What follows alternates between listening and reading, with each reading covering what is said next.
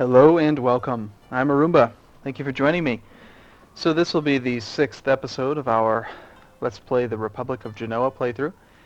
I apologize in advance. My throat is quite sore. I seem to be getting a cold. Hopefully it doesn't last for too many days. But before we begin, you may notice to the right here some people of special interest. We'll get to that in just a moment.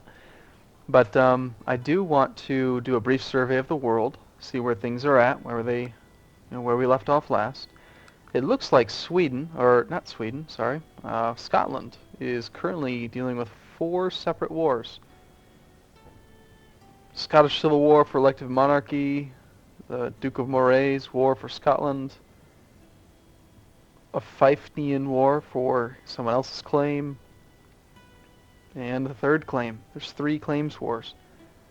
In fact, he's at 97% on this one, so he's about to win. Looks like we're going to see a new Scottish king soon. Norway is dealing with a war now. There's an islander claim. He got called into that war, looks like, for Scotland. Actually, that's the reason why he's winning. Duke Gudrod is allied with the King Harald of Norway, and Norway is essentially pressuring Scotland into putting that other person on the throne. Duke Gudrod. Let's see if we can find him. Duke Gudrod. This guy. So we're likely to see this gentleman. Yeah, it looks like he married the princess. So he married the daughter of Norway, and now he's getting his claim pressed like he wanted. Over here in Sweden area, we've got a holy war. Looks like 46% in favor of the King of Sweden. That's to be expected. Denmark got called into that war, but he's not actually going to gain any land of his own. Looks like Rostov won their first holy war, took some land from this area. He's pretty likely to form that Kingdom of Russia if he gets just a little bit more land, or perhaps if Novgorod dies and he inherits some of that. How's our young little Basilius doing? He's now 15.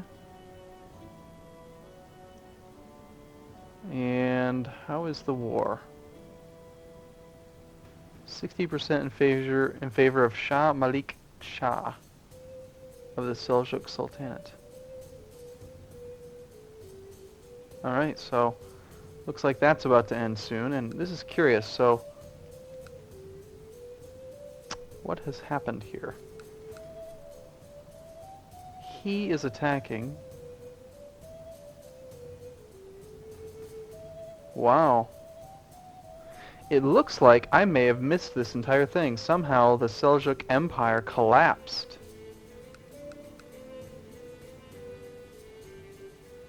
I mean, he's right here, but he's at war with everything. I'm curious to see why that happened.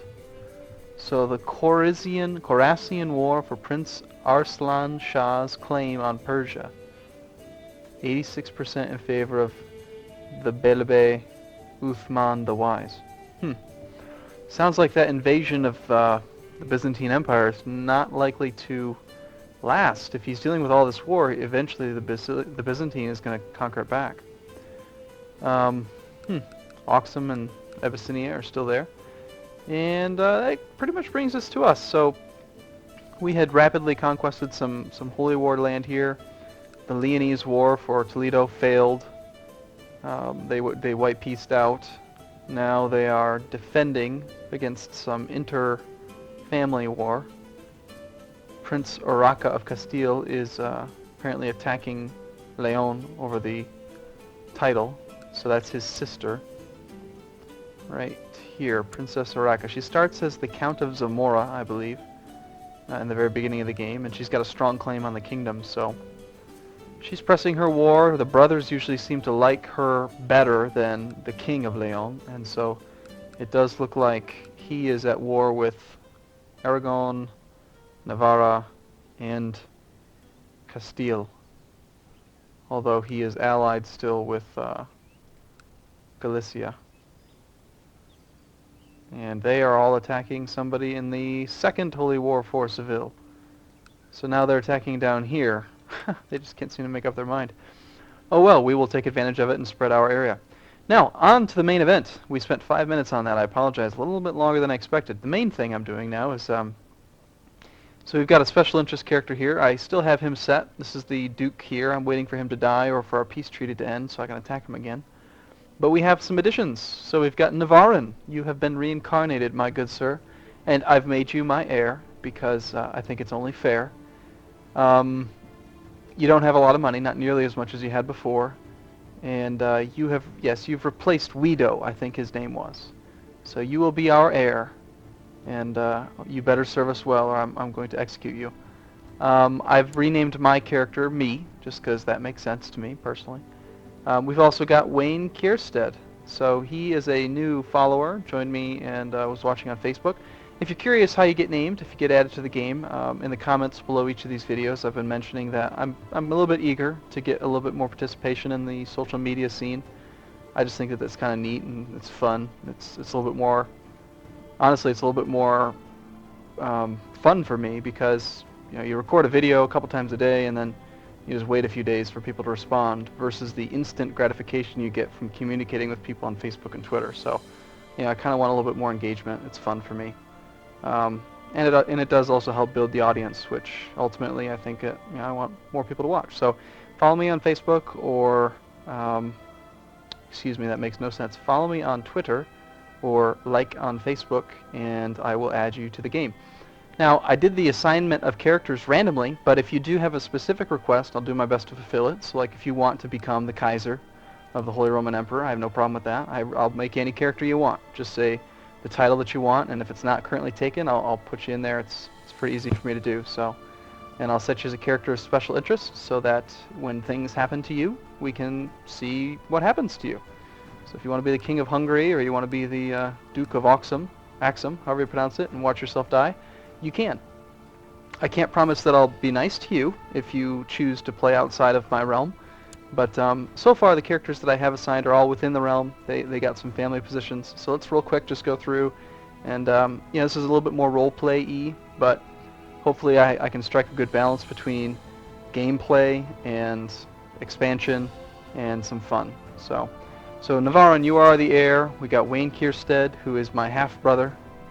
We've got D.J. Lennon of Doria, who is my other half-brother. Fantastic stewardship. In fact, I'm probably going to give you a castle this episode. Umit Karakan, you have rejoined us as well. You are just a boy, 3 years old, but you've made it. I believe, if I look in the dynasty, I can see, I made you the eldest son of Navarin. So the reason for that is that I want you to likely end up being an heir that we play. We'll see. You've been watching the videos for a long time, so I appreciate that. MX Missile is a new addition. You're ill, but hopefully that won't kill you. You are also a kinsman. I believe you are, your brother to Umit Karakan. And we've got Thomas Crawley, who is the genius. Congratulations. You are very likely to be someone that I end up playing with. And then Lisa Bitz, you are our niece. You were the twin to Genualdo. So we'll see if I can find a suitable person for you to get married to. Hopefully I can. And if not, I'll just throw you off a cliff because you're nothing but marriage bait. I'm just kidding. I don't really mean it. Actually, I do. But I mean, I won't do that to you, probably. All right. So I'm going to do this. So this land here is still earning no income and providing no levy.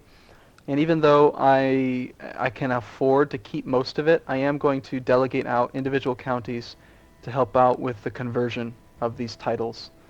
Long term, I'd probably be better off if I kept them myself because I could get more income once they are converted. But I'm going to briefly re-explain why this makes sense just in case you didn't see the Gotland or Duke of Bulgar playthrough with the longer explanation.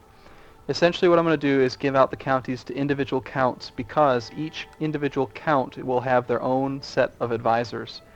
And if the count only has one title, one county, and the county has the wrong culture, or excuse me, the wrong religion, he's going to set his court chaplain on the convert populace action.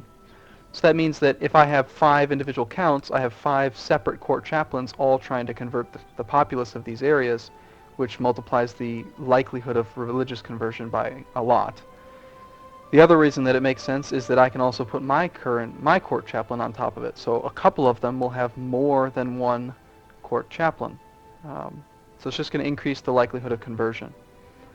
So let's go ahead and do that. I am going to actually do some preferential treatment to the characters in the game because there's really no cost to it.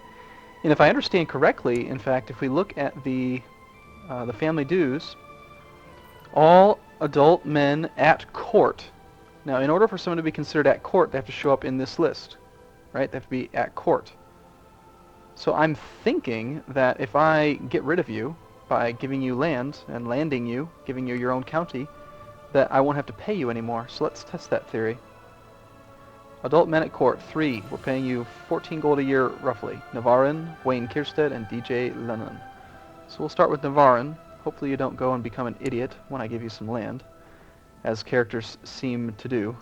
You're ambitious, so you better be somebody I can control. Alright, well, I'm going to give you Tarragona.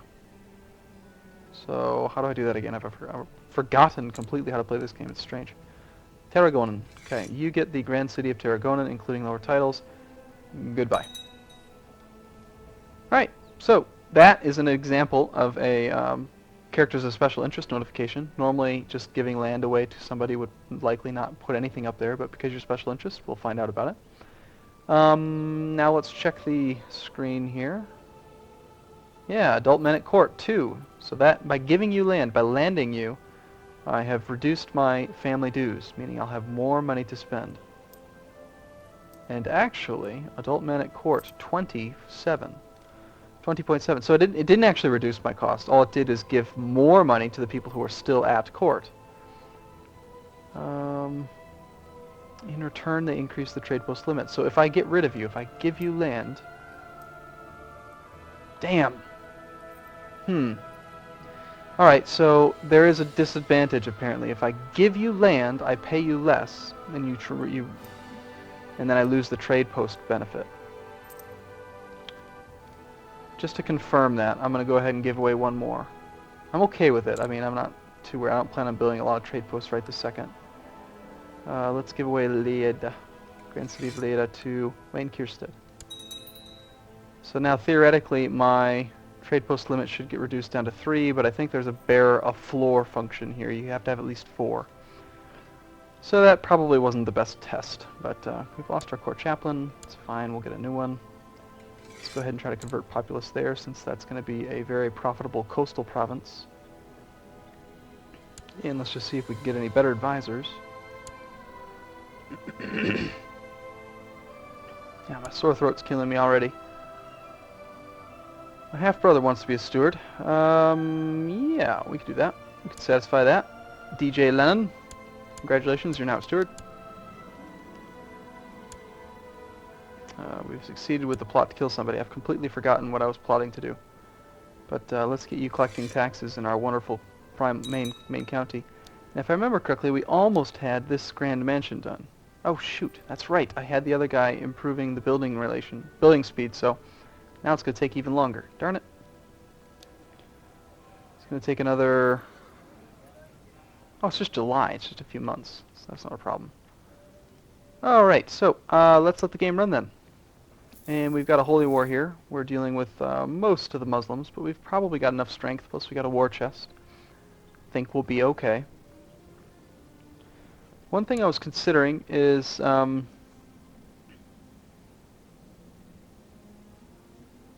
either increasing the crown authority or changing over papal investiture to free investiture.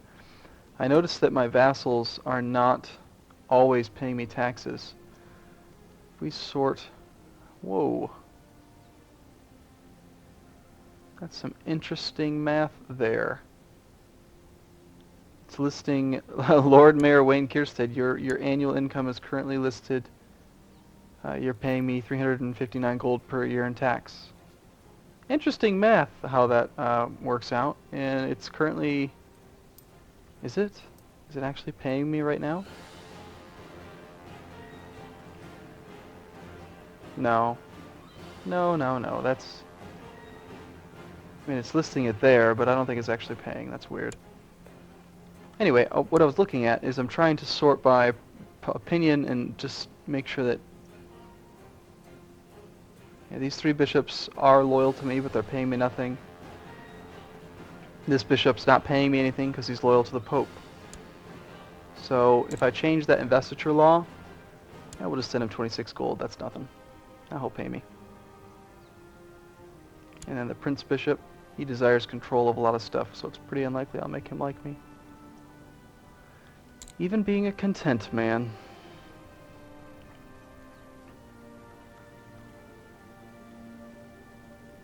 Alright, so, but yeah, I'd rather do Crown Authority. We can't be at war, though. So let's see if we can wrap up this. I do think I will engage that. It's not a river crossing, I believe. Let's just make sure. So, Molina, no river crossing. It is in mountains, so he's going to get a defensive bonus, but we've got almost twice as many men. Not quite, close. I'm willing to take the risk. Mountains defense bonus really favors the defense primarily. Horse archers, get some bonuses, but there aren't going to be very many horse archers quite yet. I think we'll be okay, even though my massive... Why am I leading the center? Goodness gracious, I have no martial skill whatsoever. I'm craven, apparently. When did I become craven? That's a terrible trait. But, alright, let's just... Mercenaries, do your job. Win this war for me. That's just embarrassing. What about Navarran? Are you going to be good? Why are you stressed out already? I've only given you a county. There's nothing to be afraid of. You can handle it, man. Relax. Alright, Great Mansion has been built. So, trade post limit. Palace gives us +3. Yep, so adult family members and court is only at 1 because I landed you. Okay. So, taking what we've just learned, essentially, from that little experiment, the amount that we pay appears to be a fixed amount divided amongst the adult men. So there really isn't a penalty to keeping you at court. It was like 14, and then it bumped up to 21 after I got rid of 2 of them. So, apparently I should not land you. Although, yeah, I'm just going to keep it, from now on everyone gets to stay at court. So instead, let's search the realm for men who are not in prison, who are anti-marriage, not rulers. Yes, my religion, yes, my culture. And ideally adult, just so there's no kids on the list. And I'm going to give away lands to the highest stewardship people.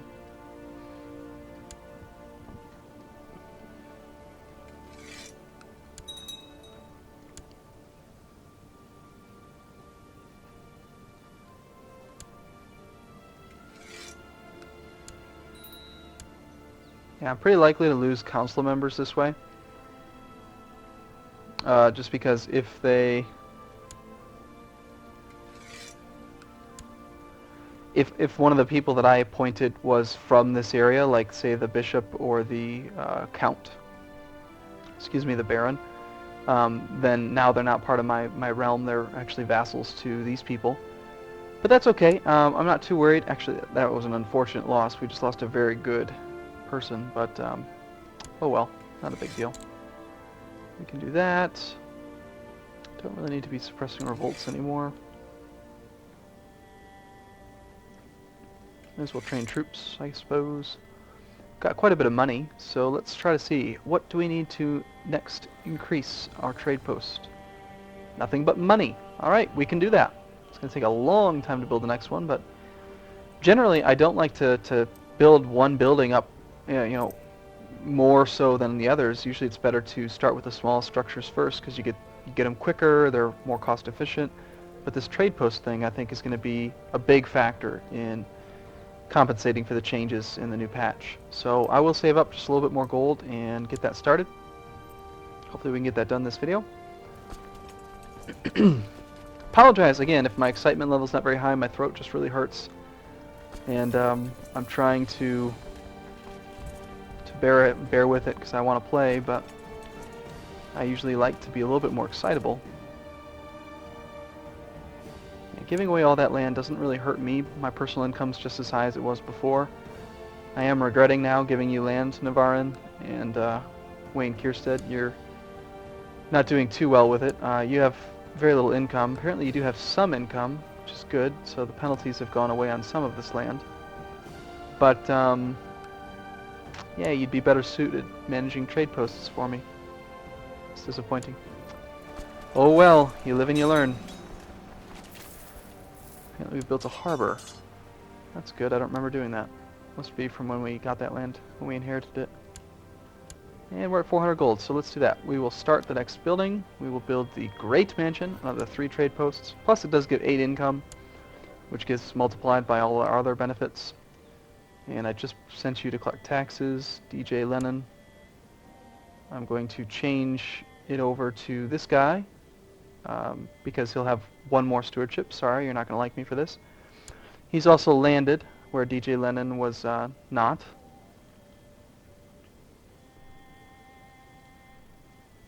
And it also allows me to now oversee construction, which will lower the build time from about 6 or 7 years down to just 1081.